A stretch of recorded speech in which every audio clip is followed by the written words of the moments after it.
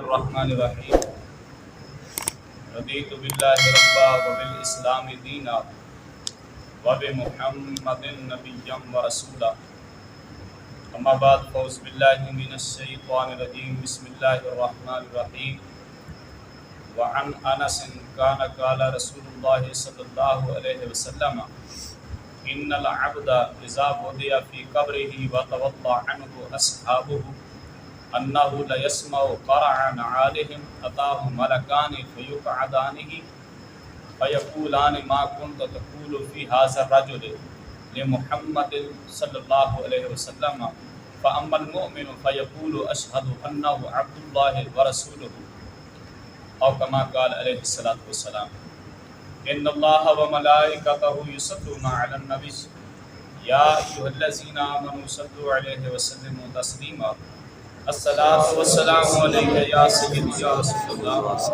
الصلاة والسلام عليك يا سيدي يا حبيب الله الصلاة والسلام عليك يا سيدي يا رحمة العالمين وعلى آلك وأصحابك يا سيدي يا خاتم النبيين.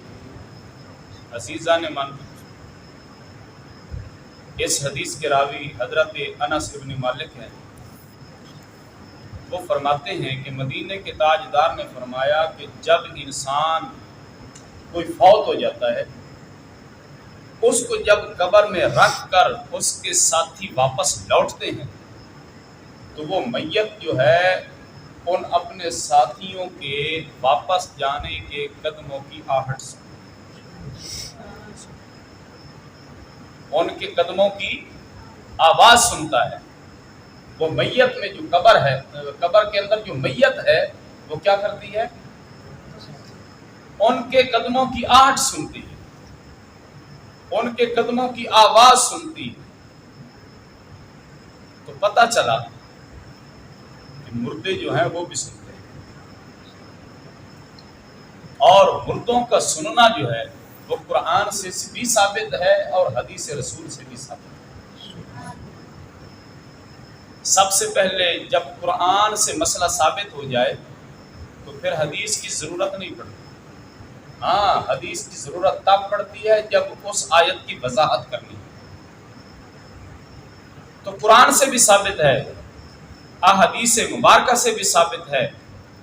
حضرت شعیب علیہ السلام اور حضرت شیس علیہ السلام، حضرت شیس علیہ السلام اور حضرت صالح علیہ السلام نے اپنی قوم جس کو عذاب ہوا تھا ان کے پاس کھڑے ہو کر آپ نے کلام فرمایا.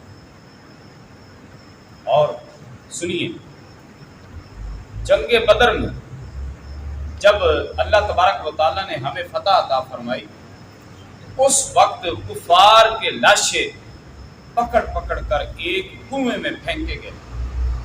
جب کنویں میں پھینک دیے گئے تو نبی پاک علیہ السلام اس کنویں کے پاس کھڑے ہو گئے. سرکار نے فرمایا اللہ نے جو وعدہ تم سے فرمایا تھا وہ پورا ہوا ہے، جو ہم سے وعدہ فرمایا تھا وہ بھی پورا ہوا. تو حضرت فاروق اعظم رضی اللہ تعالی عنہ وہ بولے، عرض کی اللہ کے حبیب، کیا یہ سنتے ہیں جن سے آپ کلام فرما رہے ہیں، یہ سن رہے ہیں؟ تو اللہ کے پاک حبیب نے فرمایا ہاں یہ سنتے رہے ہیں لیکن جواب نہیں دے سکتے.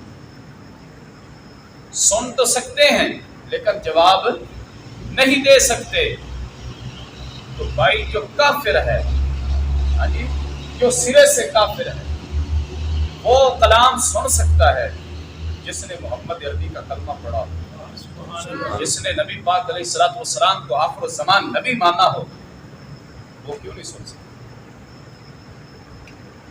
اور دیکھیے، یہ تو یہ بات ہے. اور تیسرے پارے کے اندر ہے، جب حضرت ابراہیم علیہ السلام نے، اب پوری بات سناؤں گا تو آپ کو سمجھ آئے گی. آپ ایک دریا کے کنارے پہ جا رہے تھے تو ایک میت پڑی تھی، اس کو پرندے کھا رہے ہیں، دریا کی مچھلیاں کھا رہی ہیں، ہر چیز اس کو کھا رہی ہے. تو وہاں کھڑے ہو گیا، عرض کی مالک کہ اس بندے کو تو کیسے زندہ کرے گا؟ بھئی اس کی کوئی بوٹی کدھر کوئی لے گیا، کوئی کدھر لے گیا، کوئی کدھر لے گیا، اس کو کیسے تو زندہ کرے گا؟ اللہ تبارک و تعالیٰ نے اپنے نبی پہ وحی فرمائی. ہاں جی. اور اللہ نے فرمایا اے میرے نبی آپ یہ کہتے ہیں کہ اس کو کیسے زندہ کروں. فَإِذْ قَالَ إِبْرَاهِيمُ رَبِّ أَرِنِي كَيْفَ تُحْيِي الْمَوْتَىٰ قَالَ أَوَلَمْ تُؤْمِنْ قَالَ بَلَىٰ وَلَٰكِن لِيَطْمَئِنَّ قَلْبِي. آپ ایسا کریں 4 پرندے لیں ان کو ذبح کریں. حضرت ابراہیم علیہ السلام نے اپنے ہاتھوں سے ان کو ذبح فرمایا. ذبح کرنے کے بعد ان کو گوشت بنایا. گوشت بنانے کے بعد ان کو مکس کیا. اللہ نے فرمایا اب پہاڑوں پہ رکھ دو. وہ پہاڑوں پہ رکھ دیا گیا. ان کی گردنیں اللہ نے فرمایا اپنے پاس رکھنی ہے. 4 پرندے تھے. اللہ نے فرمایا سمتہن یاتینا کسایا. میرے نبی اب آپ ایسا کریں کہ ان کو آواز دیں. گوشت مکس ہو گیا سے. ہاں جی. کبوتر دا، گوے دا، مرغے دا، ہاں جی ہر چیز دا وہ مکس کر دیتا گیا. اللہ نے فرمایا اور آواز دی. آواز جب دی تو کوئی بوٹی کدھر سے آئی، کوئی ہڈی کدھر سے آئی. تو آ کر جس پرندے کو آواز دی تھی، کوے کو آواز دی تھی، تو بوٹیاں آ کر کوے کی گردن کے ساتھ لگ گئی تو کوہ زندہ ہو گیا. پھر آواز دی مور زندہ ہو گیا، کبوتر بھی زندہ ہو گیا، مرغا بھی زندہ ہو گیا. تو پتہ چلا جس چیز کو ہاتھ اللہ کے نبی کا لگ جائے پھر وہ زندہ ہو جائے. وہ چاہے اللہ کے نبی نے اپنے ہاتھ سے بھی چھری پھیری تھی پھر بھی وہ زندہ ہو گئے تھے. تو مردے جو ہیں بعض لوگوں کا گمان ہے کہ مردے سنتے نہیں، بس انہوں نے قبرستان چ رکھا ہو بس جان چھٹی. اگر اور سنیے یہ تو حضور کی حدیث سے ثابت ہو رہا ہے نا. تو کوئی بندہ یہ کہے گا یہ ضعیف حدیث ہے، اس کی عقل ضعیف ہے. حضرت انس ابن مالک حدیث کے راوی ہیں جو سکہ راوی ہیں. اور یہ میت کا سننا صرف 1-2 منٹ کے لیے نہیں ہے بلکہ ہمیشہ کے لیے. اس کے لیے ہمیشہ کے لیے، وہ ہمیشہ کے لیے سنتی رہتی ہے. آج یہ سن لیں، یہ لوگ ہمارے دوستوں کو برغلا کر چوکوں میں بٹھا کر، ہاں جی ہوٹل پہ بٹھا کر چائے کی پیالے پلا کر اس بندے کو خراب کر دیتے ہیں 1 منٹ کے اندر. ہمارے لوگ یہاں سے سنیں اور اس کو یاد رکھیں. اب سنیں قوی دلیل، میں سب سے بڑی دلیل دینے والا ہوں کہ میت سنتی ہے اور دیکھتی بھی. اب سنیں جب نبی پاک علیہ الصلوۃ والسلام اپنے روضہ اقدس میں تشریف فرما ہوئے، اما عائشہ صدیقہ فرماتی ہیں وہ میرا حجرہ تھا تو میں بغیر حجاب کے وہاں جایا کرتی، بغیر پردے کے میں وہاں چلی جایا کرتی تھی. مجھے پتا تھا یہ میرے سر کے تاج ہیں، ان کا یہ روضہ ہے. تو جب صدیق اکبر وہاں دفن ہوئے تو پھر بھی میں بغیر پردے کے وہاں چلی جایا کرتی تھی کیونکہ مجھے پتا تھا یہ میرے باپ ہیں. جب حضرت فاروق اعظم رضی اللہ تعالیٰ عنہ کو وہاں دفن کیا گیا تو اما عائشہ صدیقہ فرماتی ہیں پھر میں وہاں بغیر پردے کے نہیں جایا کرتی. وجہ آپ فرماتی ہیں کہ حضرت فاروق اعظم سے مجھے حیا آیا کرتی تھی، حضرت عمر سے مجھے حیا آیا کرتی تھی. پتہ چلا کہ جہاں ایسی میت ہو جو نیکوکار ہو، ہاں جی وہ دیکھتی بھی ہے اور سنتی بھی ہے. نبی پاک سرکار علیہ الصلوۃ والسلام فرماتے ہیں میت جو ہے جمعرات کو اپنے اعز و اقربا رشتہ داروں کے دروازے پہ آتی ہے روح اس اور آ کر ان سے سوال کرتی ہے کہ تسی میرے پیچھے کچھ ہے بھیجی کیوں. یہ سال ثواب کا تقاضا کرتی ہے، اپنی طرف سے نہیں کہہ رہا. شرح مشکات اشہۃ العلمات باب زیارت القبور میں یہ لکھا ہوا ہے کہ میت جو ہے وہ آتی ہے اور گھر والوں سے آ کر سوال کرتی ہے، اس کی روح آ کر سوال کرتی ہے کہ میں کیا لے کر گئی، ہر چیز یاد چھوڑ کر گئی، تم نے مجھے بلا دیا. دیکھیے اب کھانا پینا جو ہے وہ ہم خود کھا جاتے ہیں یا مولوی صاحب کو دیتے ہیں، لیکن اس کا ثواب اس آدمی کو یا مرد ہے یا عورت ہے اس کو اس کا ثواب اس کو پہنچ جاتا ہے. میں پوری ذمہ داری کے ساتھ یہ عرض کر رہا ہوں. اس کو جبرائیل علیہ السلام نورانی تھال میں لے کر جاتے ہیں. جو ایصال ثواب ہم کرتے ہیں اپنی میت کے لیے، اپنے عیش و اقربا کے لیے، جبرائیل اس کو نورانی تھال میں لے کر اس کو پیش کرتے ہیں اور اسے کہتے ہیں یہ لے، یہ تیرے پچھلوں نے تیرے لیے بھیجا ہے. اور وہ خوش ہوتا ہے تو ساتھ والے جو ہوتے ہیں اس کے ہمسائے قبر والے وہ پریشان ہوتے ہیں. وہ کہتے ہیں کہ کاش ہمارے گھر والوں کو بھی ہمارا خیال ہو، کاش ہمارے گھر والوں کو بھی ہمارا خیال ہوتا. تو دیکھیے اب اگر میت سنتی نہیں ہے تو 1,00,000 23,999 نبی بیت المقدس میں کیسے آئے تھے؟ معراج کی رات میرے آقا کریم علیہ الصلوۃ والسلام کے پیچھے انہوں نے بیت المقدس میں نماز پڑھی تھی یا نہیں پڑھی تھی؟ تمام نبی آئے تھے. اور سنیے نبی پاک علیہ الصلوۃ والسلام کی سواری کی رفتار اتنی تیز تھی کہ جہاں تک اس کی نگاہ کی انتہا ہوتی تھی وہاں اس کا پہلا قدم ہوتا تھا.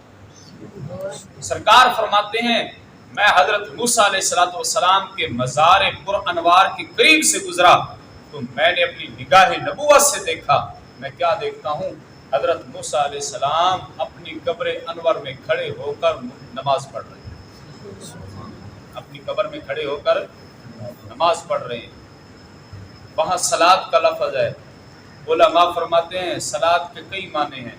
کچھ کہتے ہیں نماز پڑھ رہے تھے، تو کچھ فرماتے، بڑی وضاحت میں مختصر کر رہا ہوں، کچھ فرماتے ہیں تو نماز نہیں، وہ حضرت موسیٰ علیہ السلام اس لیے کھڑے ہو رہے تھے کہ نبی پاک علیہ السلام کی سواری آ رہی ہے تو وہ حضور پہ درود پڑھ رہے تھے، وہ حضور پہ درود پڑھ رہے تھے. ادھر حضرت موسیٰ کو اللہ کے پاک محبوب نے ان کے مزار پر انوار میں دیکھا، لیکن جب بیت المقدس میں حضور کی سواری پہنچتی ہے اتنی تیز سواری کہ جہاں اس کی نگاہ کی انتہا ہوتی ہے وہاں اس کا پہلا قدم پڑتا ہے.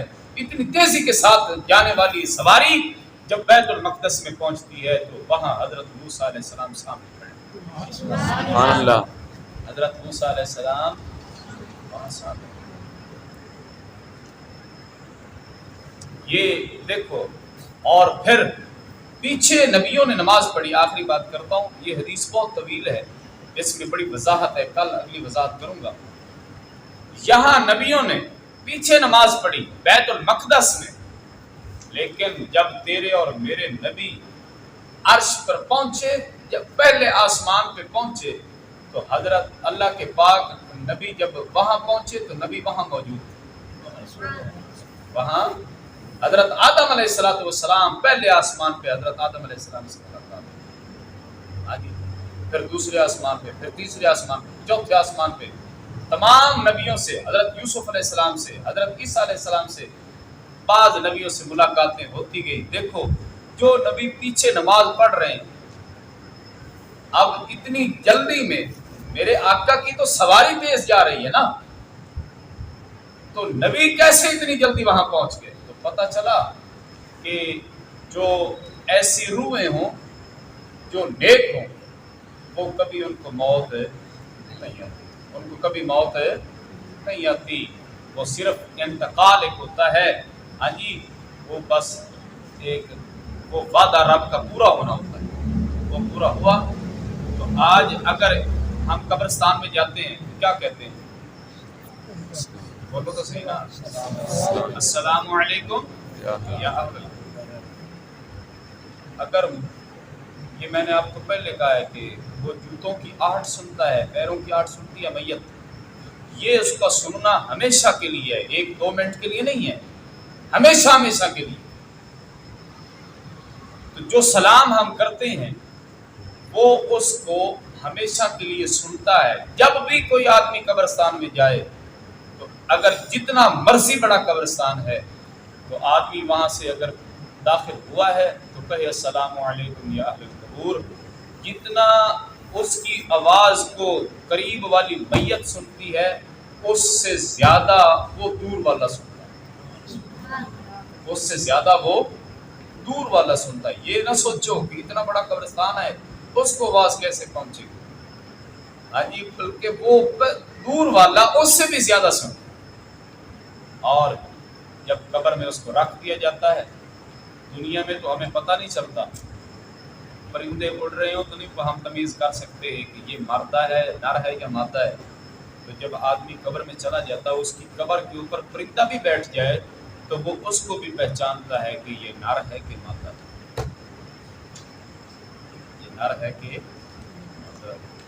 اب پتہ چلا کہ جو مرنے کے بعد قبر میں چلے جائیں وہ جانے والوں کی، دفن کرنے والوں کی قدموں کی آہٹ سنتی ہے وہ میت. تو لہذا پتہ چلا مردے جو ہیں وہ سنتے ہیں. کیا کرتے ہیں؟ سنتے ہیں. ان کی قبر پہ ہمارا کوئی بھی فوت ہو جائے، ہم جمعہ کو جائیں یا آگے پیچھے جائیں تو وہ ہمیں پہچانتے بھی ہیں کہ کون آیا. باپ ہے تو وہ پہچانتا ہے کہ میرا بیٹا آیا ہوا ہے، ماں ہے تو وہ پہچانتی ہے کہ میرا بیٹا آیا ہوا ہے، میرا بھائی آیا ہوا ہے، میرا میاں آیا ہوا ہے. کوئی بھی چلا جائے وہ میت جانتی ہے اس کو. یہ میں ببانگ دہل کہہ رہا ہوں.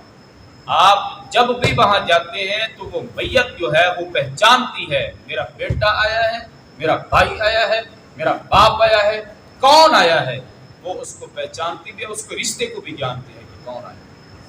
اور ہم جب پڑھتے ہیں، قرآن پڑھیں تب بھی وہ سنتا ہے، کلام پڑھیں تب بھی وہ سنتا ہے، نعت وہاں کھڑے ہو کر پڑھیں پھر بھی وہ سنتا ہے. ساڈے میرے دادا جی اور نا 3 بھائی سے، ایک انہوں کا بھائی حافظ قرآن وہ پیرا تو محتاج سے، انہوں لوگ کندھا تے چوک کے لے جاندے ہیں جی میں لوگ سبینے پڑھا بابے نے دستے ہیں بھی لوگ انہوں کندھا تے چوک کے لے جاندے ہیں، محتاج ہے نا پیرا. اور بچے اپنے پڑھانے جاؤ انہوں گروپ پہ انہوں چوک کے لے جانا گھر لیکن انہوں پڑھاؤ. آج تو لوگ جانتے ہیں نا عزت والا عزت والے کی عزت کرتا ہے، یہ گھر ہی نہ ہوئے انہیں کی کرتا. اب جو لوگ ان کو اٹھا کر لے جاتے تھے، اسی جدو بھی کون جائیے نا چھٹی دے جانے قبرستان، ساڈے رشتہ دار پتہ کی آتے ہیں، وہ آتے ہیں خیال نال پڑھی بابا میاں سن رہی ہے یہ تو غلط پڑھیا تو انہیں وچوں لقمہ دے دیں. یعنی کہ سانو اس طرح کہتے جدو چھوٹے تھے نا، سانو اس طرح کہتے ہیں بھئی اے بابے میاں دی قبر تے تو بیٹھا پڑھ رہے ہیں، اگر تو غلطی کیتی نا تو انہیں وچوں لقمہ دے دے. سانو وہ گل ہن میں حدیث پڑھی ہے تو میں نے وہ گل یاد ہے، چاہے وہ لقمہ دے سن، میں تو نہیں سن سکتا تھا، میں تو نہیں سن سکتا، لیکن وہ سن رہا ہے. یہ نہ سوچو کہ اب اتنے سال ہو گئے ہیں اس کی ہڈیاں لوٹ گئی ہیں. ہاں روح جو ہے وہ سب جائیں اے نہیں بے آ گیا رکھ کے ہاں جی مر گیا مردود نہ فاتحہ نہ ضرور. اسی تے بھئی ساڈے جڑے اسی سنی ہیں اسی تے اپنے واسطے کرتے ہیں، انہاں واسطے قرآن خوانی کرتے ہیں، قرآن خوانی کرتے ہیں، ختم درود 40واں تیسرا ہاں جی 21واں یہ سب کچھ کرتے ہیں. تو ہم ایسے نہیں کرتے کہ رسمن، نہ یہ قرآن سے بھی ثابت ہے اور حدیث رسول سے بھی ثابت ہے، اس میت کو اس کا ثواب پہنچتا ہے. اللہ